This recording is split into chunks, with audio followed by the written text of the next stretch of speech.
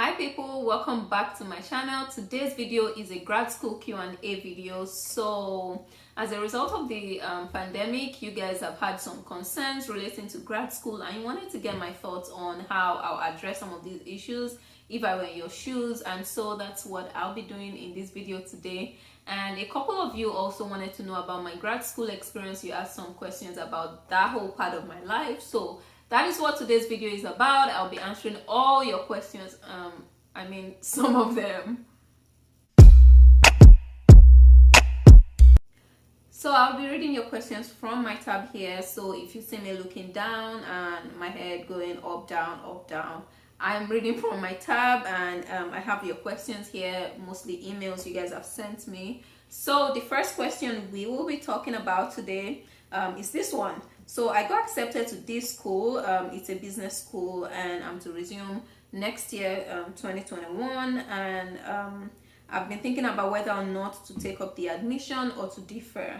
And basically, she's saying I got a 50% scholarship, tuition paid, and this doesn't include a $30,000 living expenses. So 50% off her tuition, and she still has to pay the extra 50% and also an extra $30,000 for living expenses. So she went on to say I was okay to apply for a loan. She applied for a loan previously. That application was declined, and now she's trying to reapply. But the real question is, now she's thinking, even if I get my loan approved, should I still go ahead and accept that admission and take up that 50% loan? And the 50% in this case is a little less than $60,000. Should I go ahead and take up a $60,000 loan, or maybe more like $80,000 loan with living expenses, $80,000 to $90,000 loan, and accept this admission? So that is what we are going to be talking about today. So basically, I think I've done a lot of videos at this point about scholarship, about loans. So first, on the loan bit, if you want to find out what I think, common reasons why your loan application could be rejected, I did a video on that. I will post that right here. So after you watch this video, check it out, just if you want to know why your loan application, for some of you that are going through that as well, could have been rejected. Also, I did a video on loan options, if that's something you're interested in, loan options for international students. Check out that video as well. Those two would really help to answer some of your loan related questions. So now that we've talked about loans, that is one part of this question, but the real thing is, should I still go ahead and take the loan even if my loan now gets approved, now that I'm applying the second time? And this is really making reference to the fact that we're in a pandemic. Is this good time to take a loan? Am I really making the right decision? And I like when you guys ask me some of these questions. I have not been in this situation. Clearly, this is a pandemic. Everything is different right now. But I just wanted to share some thoughts on this, and I know 4 or 5 people have asked me about this. Should I still go ahead? Things are really different right now. This is what I think. First, this school is in Canada. Some others, their school is in the US. So I think those two are a bit different now, because a whole lot has happened in terms of international students, visas, and all of those in the US compared to Canada. So if this is a situation you find yourself, the first thing is, if this is in Canada, I think it's still a better situation than if this were in the US. Let's all just be real here. There's a whole lot of uncertainty right now, and so much uncertainty for international students in the United States. So if this is your case and the school you're thinking about is in Canada, I think you're in a better position than someone that is in this situation for a school in the US. So that said, and I did a video a month ago talking about, I think the title was, should I still go to grad school given the pandemic? Definitely check out that video to learn about my thoughts on whether or not you should still take up your grad school admission. But a lot has changed since 1 month ago. you know, and now like a whole lot has changed, especially for the US. So this is what I think. I think you should not take that admission. I think you should absolutely defer, and that is because now is the wrongest time to take crazy loans. And I know I talk a lot about, you know, funding and loans on this channel, and using loans as like a buffer in case, like an opportunity to like make up the balance in case you didn't get everything you want in scholarships. But no, this is bad timing for loans, and this is my reasoning.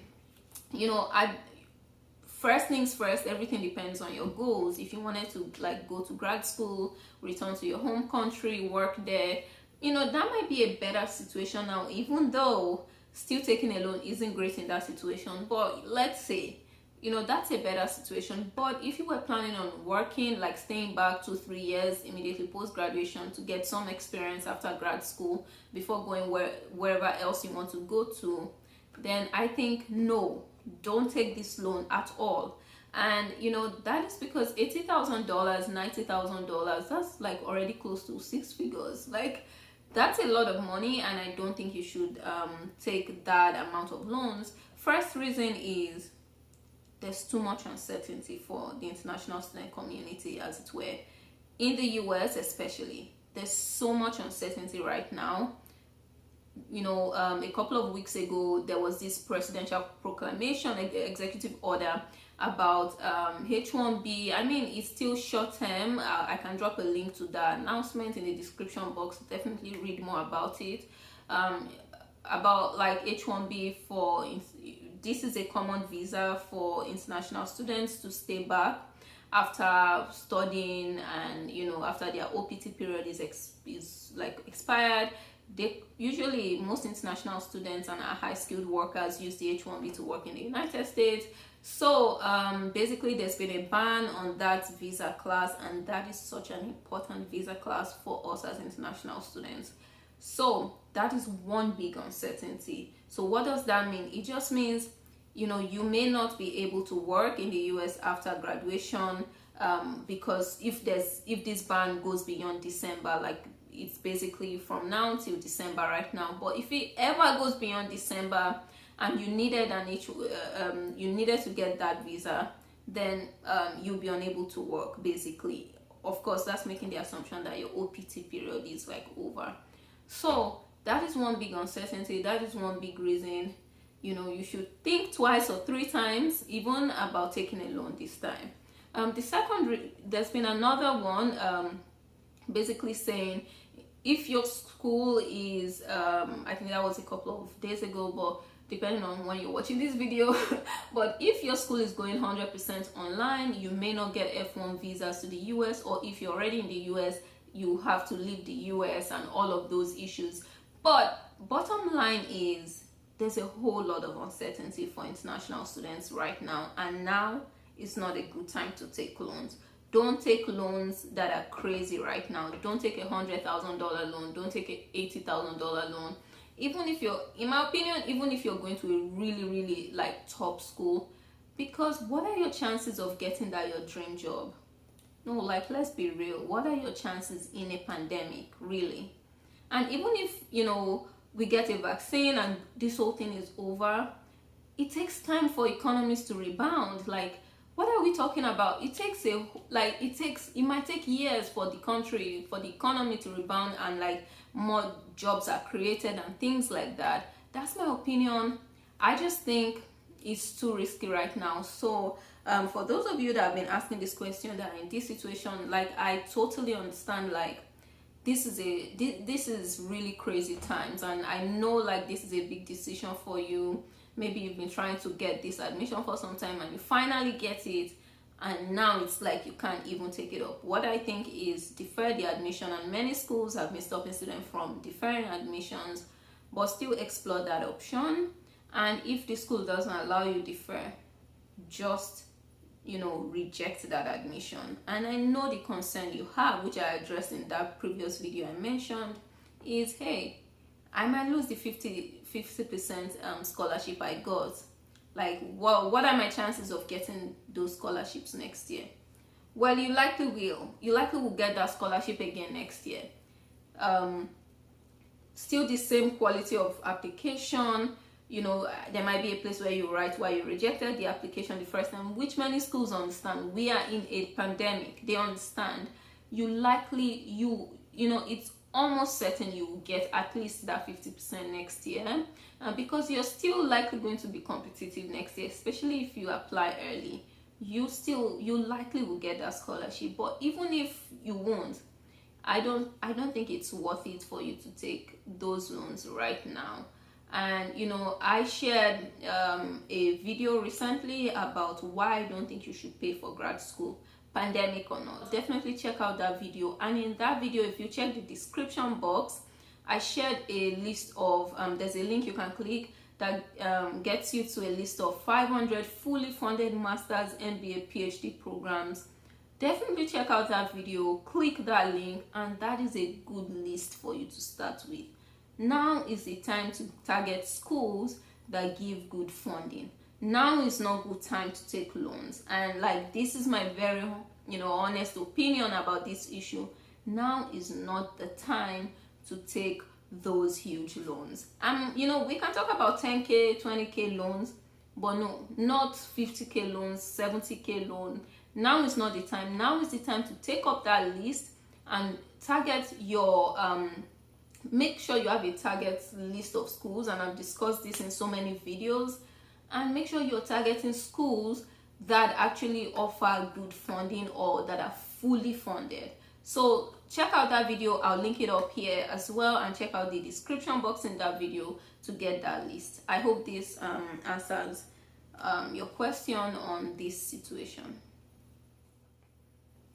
So second question is, how do I know if the school is going to provide funding before I start applying to those schools? There are a couple of ways you can know if a school is going to provide funding, or they typically provide a lot of funding to their grad students.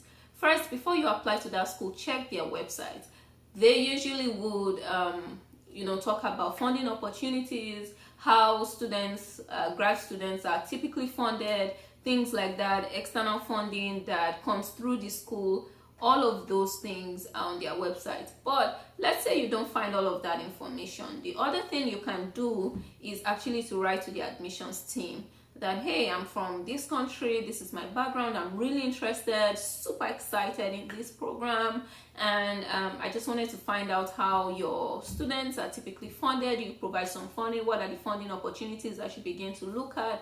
They want you to apply to their school, trust me. So they're going to answer that, they're going to reply your email and point you at those resources that they have that relate to funding. So definitely reach out to the school after you've checked their website. Make sure you're not asking the same questions that they've already answered on their website. So that's another way you can find out. The third way you can find out is asking current or previous students, asking them, did you get funding?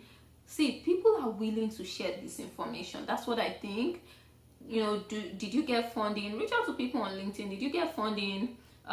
Or if the person says no, you know, ask questions around how do you know how your average classmate was funded? Do you know any funding opportunities the school provides? And once the person tells you those things or gives you some information and they are not detailed, you can then ask, you know, write again to the admissions team saying, hey, I spoke with a current student, or I spoke with a previous student. She mentioned this scholarship opportunity or this assistantship or fellowship program, and I just wanted to follow up, you know, to learn more about this opportunity. What is the eligibility criteria, or what are the eligibility criteria for this specific assistantship or fellowship or funding or scholarship? And the school would respond. So that's the third way you can know. The fourth way you can actually know is really to use lists that have already been curated that tell you programs that are fully funded or programs that are almost fully funded. So I shared one of those lists in my one of my previous videos. I'll link the video here again. I mentioned it before, but I'll link the video here again for you to go check out that video, and also check the description box in that video and see the list of like 500 fully funded masters, PhD, MBA programs in the US, I think. So just check that out, and that's another good way to know. So next question is GMAT or GRE, which should I take? What are the determining factors? And mostly many schools just tell you take any of those two. So for GMAT or GRE, if any school tells you to take any of the two, trust them. I don't think there's a preference, even if you're applying to MBA programs. I don't think there's a preference, but I know that many more programs from PhD, Masters, MBA, many like GRE is more widely accepted by many schools, if that makes sense to you. So definitely check out those schools that you are interested in, and if they tell you GRE or GMAT is fine, it is fine. Like, they don't have a preference. There's a way they convert those scores, and there are tools they use, and I think you also can have access to those tools to check what is the equivalent GRE score if I get this in GMAT, and vice versa. So definitely check out some of those tools. They're available online, so don't worry about which one your school would prefer if they've already told you can take any of the two. So what do I think about GRE or GMAT? I think you should actually check out, I did a video on acing the GMAT GRE test. I'll link that video here, but here's what I think. I think you should start by going to the schools, to the test website. They will give you like an overview of that test. What is the test actually testing? Does that make sense? Well, what is the test? Well, what are they really testing basically? Well, what is that skill they are looking out for? And it is different in the GRE and the GMAT. The GMAT is a test of logic at the end of the day. Even if it's the English test, language, or even if it's the math part of it, it's a test of logic, so you need to know what each of those tests are looking for, and then you need to know there are some specific skills they will mention in that overview, or the specific things you need to learn or study, and from there you can tell that, hey, the GMAT will be easier for me to do than the GRE, or the GMAT will be easier for me to get a very high score in than it would be if I took the GRE. So I think the best thing to do is to actually spend time to go through the test overview to know which test do you have a higher chance of getting a high score in. I don't know if that makes sense, but basically what really matters is that you get that high score. It matters more than whether or not you wrote the GMAT or the GRE. Make sure the one that you can play to, for which you can play to your strength, is the one that you take. So if you know you have a higher chance, just based on your own skills or your style of studying, if the GMAT will be easier for you, take the GMAT. If the GRE will be easier for you, just take it. It doesn't matter to the school which of them you take, if the school accepts both, but there's an equivalent score between those two. So make sure you get a high score. It's better than trying to force yourself to take the GRE or the GMAT.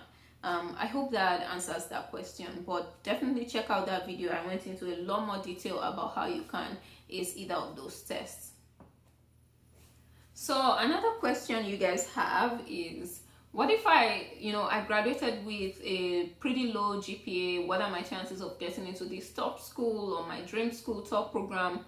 The answer is you have a great chance of getting into that program. Yes, you can get into your dream school even with a low GPA. And this is the trick. Think about your application as an entire package. Many times we focus on the weak points of our application instead of focusing on the strongest parts of our application. So think about your application as an entire package and not just GMAT, GRE, low GPA or high GPA. No, that's not what it is. That's not everything that goes into your application package. They are considering your experience. They're considering your background, like your GMAT score, your GRE if that's what you did, or your GPA. It's a whole application. It's a whole thing they are considering, and they don't consider those things in isolation. The admission committee actually considers those things as like a package. So think about it, or how strong your application is in terms of how strong that package is, not how strong your CGPA is. So if you had a low GPA but had a high GRE score, that's already some balancing effect. If you had a low GPA but you had this really great experience in this niche industry, something really different, that's another balancing effect. If you had a low GPA but you did something really phenomenal for your country or for your community, some leadership work experience that you've had that is like really, really amazing and really different from everyone else or the typical people that apply to the program, that is another thing, that is another balancing effect that you're putting in your application. So by the time the admissions committee now considers the entire package you've submitted, at the end of the day, you actually have a great chance of getting into that program if you work on different parts of your application, not just focusing on one. So I find a lot of people sending me emails and asking me on Instagram about the fact that they've taken the GMAT test 5 times, 3 times, and they're like, they're experiencing a fatigue, like GMAT fatigue right now. I can't take GMAT anymore. I understand that. I know it's frustrating. If that is just one part of your application. What about the other parts of your application, your recommendation letters?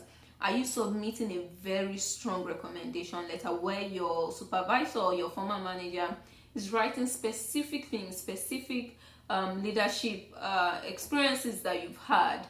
Are you writing a strong application essay or personal statement? Like, you need to focus on all those things and not just on your GMAT or on your low GPA. So if that makes sense, let me know in the comment section, but definitely that is how the admissions committee views your application. They don't think about it as low GPA.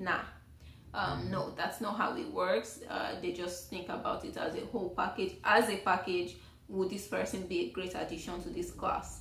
That's how they think about it. So yes, go ahead and work on other parts of your application. Make sure those ones are strong if you have a low GPA. So another question that some of you had was about, do I need to show proof that I can fund my master's or my PhD or my MBA before I start applying to schools? The answer is no. You don't need to show any proof that you can fund it until you've gained admission, you've gotten some, whether you got a scholarship or not from the school, you would know.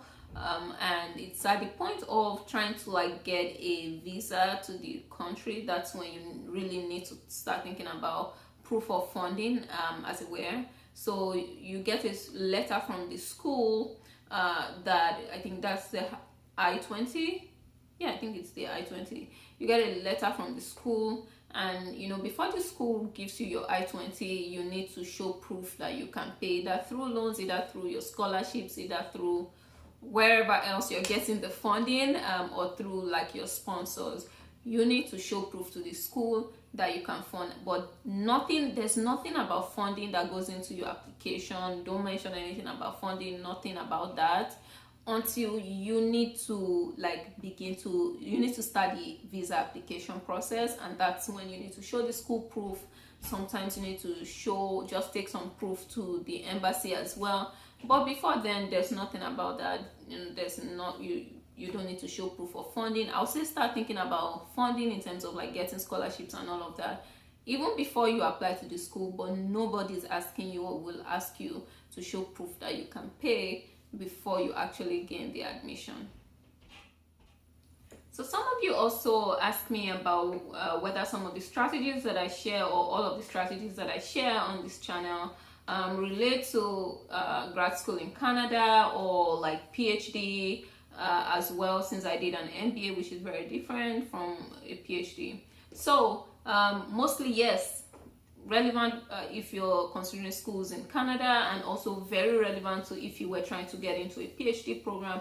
But I recently started an Instagram live series where I bring people that have very different experiences from me, and people that have done their PhDs or that are current students in Canada, in different countries in the US as well. They're PhD students or that did a master's in something very different. You know, I started that Instagram live series where I bring on these people and we have some of these conversations. They tell you exactly how, you know, they share their journey and exactly how they went about some of these issues that you are currently facing.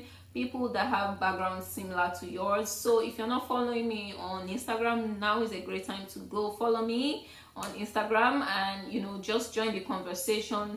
They are like super real. Like, we ask any questions we want, we bring up these people, and you can even ask questions before the live session. So that would be a great opportunity for you to actually still get to know people, and also get to know people with similar backgrounds as yours that went to, you know, some of your dream schools and had similar challenges as you are facing right now. So I really recommend that you follow me on Instagram and we have those conversations. But I'll also post some of those videos here on YouTube after those sessions. But if you want to ask questions live and you want those questions addressed like right there and then, definitely join me on Instagram for that. So thank you for asking these questions. I really like it when you guys ask me some of these questions. If you don't know, I have my email somewhere in the description box. So send me emails if you have very personal questions you want to ask. Otherwise, use the comment section. It's the easiest way for me to reply to some of your questions. Let me know what you think about some of the questions that I've answered today. Do you agree with them? Do you not? And let me know if you have any other questions in the comment section, or send me an email if they are very personal. And yeah, thank you for watching this video. If you have not subscribed, no better time to subscribe than now. Please subscribe to my channel, click the notification bell so you know you're the first to know when I post videos like this. Also, don't forget to give this video a thumbs up if you liked it. So thanks a lot for watching this video, and I look forward to seeing you in my next video.